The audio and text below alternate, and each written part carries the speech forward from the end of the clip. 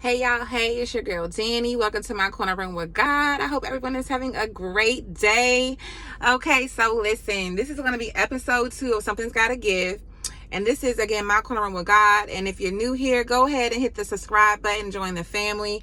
If you like the content, go ahead and smash that like button so this can be, so it can help with the algorithm so somebody else can be blessed with the message. Thank you, thank you, thank you.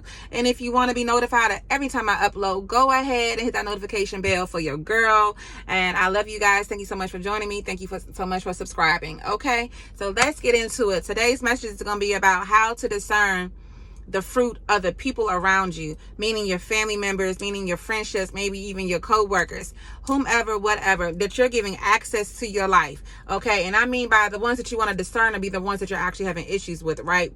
And a lot of times it is not just an issue that just happened overnight. It'd be like maybe regarding certain family members, it may have been something that's been going on for a very long time. You may have been having like a strenuous relationship regarding your mother and daughter relationship, like your mom and you just, it's always we just don't get along. You know, y'all not ever clicking. It's always an issue. You can't be around them longer than maybe an hour, maybe an hour and a half. That's about as long as you can do. And then it's time for you to go. Okay. Maybe it's certain friendships that you've been in and that you noticed that over the years that the friendship really isn't a friendship because you notice that some behaviors that they do, that they exhibit, are not very friend-like. Okay, but you always thinking like, well, dang, I love them. We've been friends for so long. We used to have so much fun together. We used to enjoy each other's company. But you know, I don't like how they do certain things, and I don't really realize, I don't understand why they treat me certain kind of way that they treat me, as opposed to maybe other like if it's a friend circle, they might treat you differently as opposed to they treat anybody else. They may show somebody else more respect. They may show somebody else more compassion, more love. They may pick on you or pick you out all the time and try to do things to embarrass you, try to call you out on certain things and you know, things that are not very friendly. They may talk behind your back and always gossiping about you, maybe spreading lies about you, things like that. And it comes back to you every time, you know.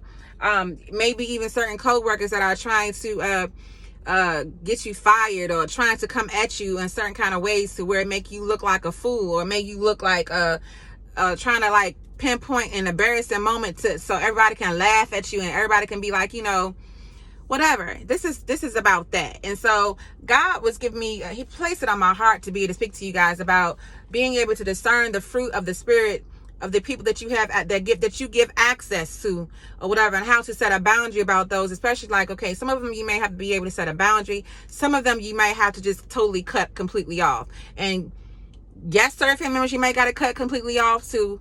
But for those that you feel like you can't really let go, like maybe your mother, your brother, or your sister, somebody who's actually close to you, you may find it more difficult. And God is like basically telling you got to start setting you may notice that you have to start setting certain boundaries. You may notice that, but you're trying to figure out, well, how do I set boundaries and things of that nature? And you're maybe even more so burdened with the but why part. I was burdened with the but why part. But why do my mama treat me like this? I'm one of those people who have a really bad relationship, or have a really troubled relationship rather, with my mom. My mom and I really have a struggle relationship, and have had that way.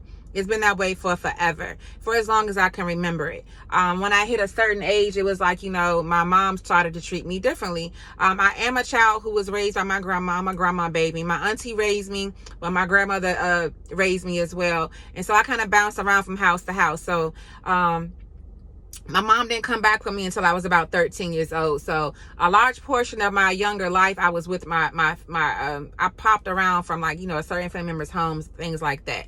So when I got with my mom and I didn't understand, like, you know, my grandmother showed me so much love. My grandmother showed me what love is. She poured into me. She was someone I could depend on, someone that I could always go to when things weren't going right. And she would always have that good word, that good, powerful word to like put in me to help build me up and make me feel better.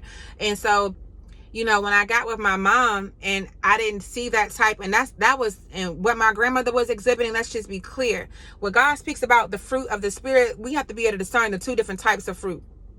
So I'm gonna talk about that first fruit first of all. What my grandmother poured into me was the fruit of the Spirit of God.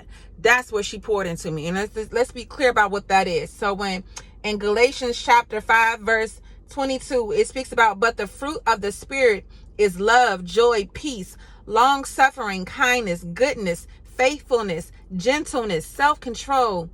Okay, self-control. And so that's the fruit of the Spirit. My grandmother was all of that. That's how I knew what love was. That's how I know what love feels like, is because that kind of love that she showed me. That's fruit of the Spirit. When I got with my mom, and I didn't realize this until God kind of when I gave my life over to Christ, he started to pour certain things into me to help me understand, and help me to be able to discern, to help me to be able to come to a place where I need to learn how to put boundaries in on certain things, and how to cut certain things off, and stop giving access, and stop being green, gullible, and always too forgiving. Like, yes, it's always good to forgive, but you know what I mean? It's it's like forgive, but don't forget, and don't allow yourself to be, taken advantage of, or allow someone to you ever heard of a vampire spirit? Like, people where they just suck the life out of you. You get what I'm saying? I call them either leech spirits or vampire spirits, where these spirits just drain you of your energy, right? They drain you of everything that they're like like a succubus spirit.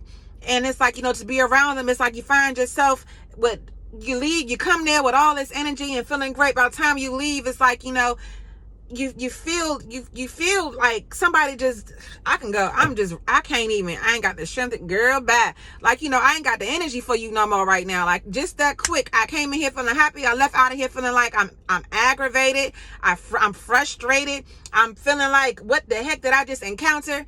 One, I'm an empath, but I'm very empathic, but I would leave feeling like I was just drained about being around these energies. And for a very long time, like, especially my high school years and my middle school and high school years of being around my mom when she came back to get me, I didn't understand what was the spirit that I was around. I didn't understand what I was dealing with, right? And so the energy that I was like, she loves me and I love her. I love my mom endlessly. I love her so much, which is why I'm always trying to work on our relationship regardless, right? Because it's a relationship that I do want to flourish. I want to grow. I want it to change. And I speak to God and I pray to God about it all the time. And that's one way. Always pray for the people who you are choosing to continue to be in your life, but really don't treat you like the fruit of the Spirit. They treat you more like the bad fruit. And this is how you discern the bad fruit. This is what the God says about what is bad fruit. He says here in chapter 5, in Galatians chapter 5, verse 19, now the works of the flesh are evident, which are adultery, fornication, uncleanness, lewdness, idolatry, sorcery, hatred, contentions, jealousy, outbursts of wrath, selfish ambitions, dissensions, heresies, envy, murderers, drunkenness, rivalries, and rivalries. Okay, so people who I hate are mean, like hateful people. Y'all been around somebody who's so dang on hateful? You like, why every time you come, I come around you, it's like, all of a sudden you treating me like I woke up and smacked you this morning. Like, why are you treating me so evil? Like, what is wrong with you? Like, you bring out like the spirit once you come around the spirit, which is the person, but the spirit within them like reacts to you in a manner in which is not of God. And it's like, well, why my mama treating me so mean? Why my sister treating me so mean? Why I always feel like she's always in competition? Or why I feel like it's like a jealous, like, I can't figure out what it is about me that makes you feel so, make you exhibit this type of behavior. It's like, are you jealous? Why are you hatred? Are you envious? Like, what is it? Because you may show these people so much love. You may pour so much of yourself out into them. Like, you try to show them love. You try to show them compassion. You try to show them all kinds of good fruit, but they meet you with this bad fruit. And it was like, God had to teach me how to discern the bad fruit. So he said, start to test the fruit around you that you are giving access to. If the person don't make you feel good, discern the spirits that's in this people. Test the spirit. How do you test the spirit? God told me this. He said, you'll be able to recognize a person by their fruit. And I was like, what do you mean, God? He was like, the same way you go and how you go grocery shopping and you go pick your fruit, how you're able to tell what's good fruit from bad fruit by the way the fruit looks outwardly, right? If it's bruised, if it's molded, that's bad fruit. I'm not going to buy that fruit. I don't want to take that fruit home. I don't want to eat that fruit. That fruit ain't no good. You would pick the fruit that is ripe, that is juicy, that has good color in it, that is not bruised, right? You would buy that fruit. That's the fruit that you want because it's ripe and it's good. It's good fruit. It's juicy, right? And so God says that's how you discern the fruit that's around you. How do the person treat you? How are you being treated? How are you being treated at work? How are the people around you at work treating you? Are they treating you with respect?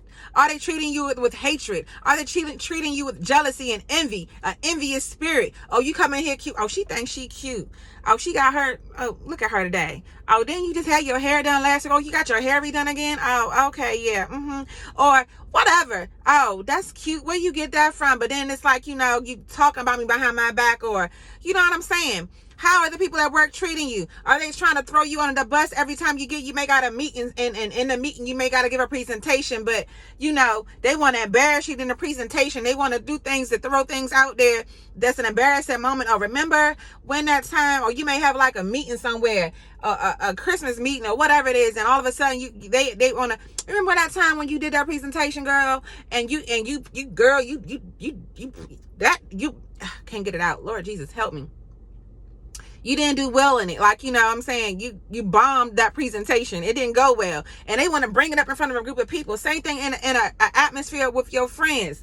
Okay, so you may be in a club scene somewhere, or you may be somewhere where you're in an outing, or I don't know, y'all are going somewhere collectively, and they want to throw out old stuff that you did back when y'all experienced something else. Girl, remember when you used to go chasing behind that boy all the time, and remember how he carried you in front of a whole group of men, and they did this and they did that, and she just starts laughing at it, and everybody around you is laughing. Like, what made you even bring that up? Discern these spirits, and matter of fact, confront the spirit. Don't allow yourself to be moved though. Okay, hold on, back up real quick.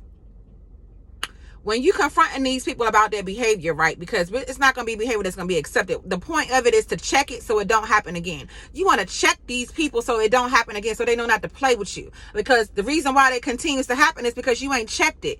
You have to start checking some of these people.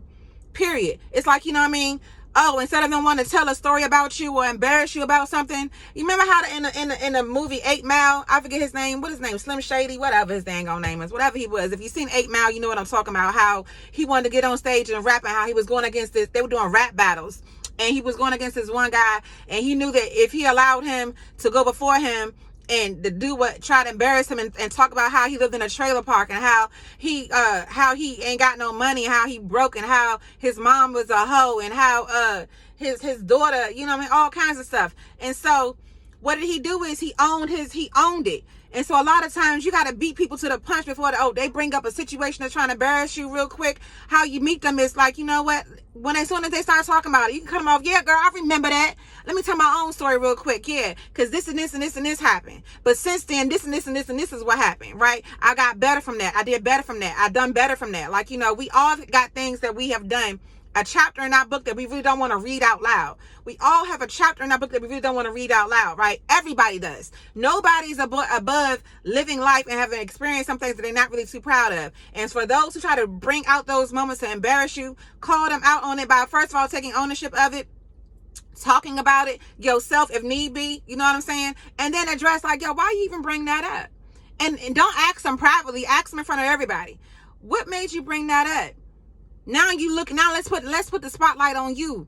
Why did you bring that up?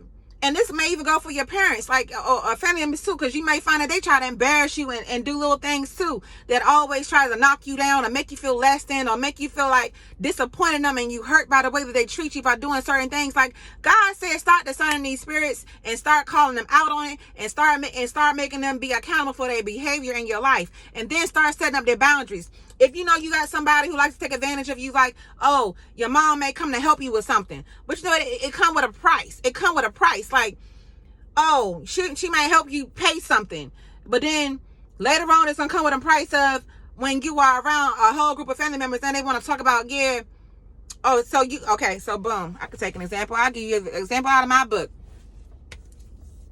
My mom helped me with something real quick, right? She helped me with something. I needed some help with it or whatever. And okay, so boom. So as soon as I got everything straight, everything was good. And so I had decided to go out. Like I decided to go out with my friends. Now, mind you, she don't know all the business as that somebody else is actually helping me, invited me somewhere. So I don't have to pay for anything. I don't have to do anything but just show up. And so my mom, and she just gets wind of, oh, Danielle's going out to this gathering or whatever. And she like, well, I just had to help her with this, da-da-da. And so in front of the whole family, or in front of a bunch of family members, and even family members' friends, so this not everybody in the setting is an actual friend, you want to talk about them. Well, I just had to help her pay this, I had to help her pay that, how's she gonna go somewhere after I just had to help her pay this? You don't even know. First of all, why are you talking about my business to everybody else? Second of all, your goal was to embarrass me. And why are you talking behind my back? It's like, they try to put you down. You don't even know that I'm going somewhere that I was invited to, that I don't even have to pay or do anything. But your point was to let everybody know that you helped me. So it came with a price. So sometimes you may got to realize you can't get help from certain people, because it's going to come with a price. It's going to come with them. As soon as they help you, they got to tell the whole world that they did something for you. Is it worth it in the end? No, it is not. So that's a boundary you put up. I can't, if I ever fall short on something, not to ever go that route, not to ever call that person ever again. I don't care if it's your mama, your sister, your brother, your cousin, doesn't matter. If they treat you like that and they embarrass you and they try to continuously make you feel bad and talk down about you, switch up what you doing. Don't just continue to allow yourself to give them access to certain things. Excuse me, you guys. Bless me. Well, I'm uptight. Excuse me. Bless me. Woo. So, yeah. So God is just saying, learn to discern the spirits. Learn to set yourself a boundary. If you know you can't deal with certain people because they're going to come with some type of adverse effect, don't do it. If you know a certain friend really ain't a friend, and you had to test the spirit in that spirit, and they show a spirit of envy, a spirit of jealousy, a spirit of selfishness and nasty content for you, you know that that's not your friend. It's time to cut that relationship short. Stop second guessing it. Stop. How many times are they going to have to do the same things to you before you actually cut a friendship off?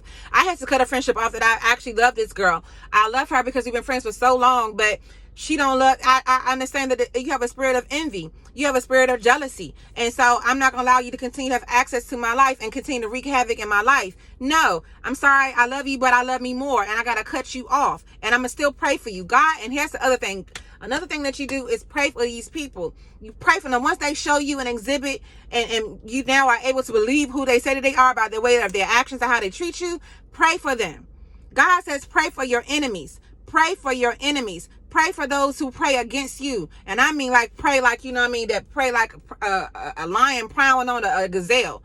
Pray for your enemies. Pray for them, because they are praying over. They're literally praying on your downfall. They're praying that you don't succeed, that you don't excel. Okay? But you pray for them anyway. God is love at all times. And so you meet them with love and you show them your fruit. You don't never change your fruit that you have, that God has poured into you, who you are, to stoop down to the level and start eating out of their tray of that nasty fruit, because those demons are transferable.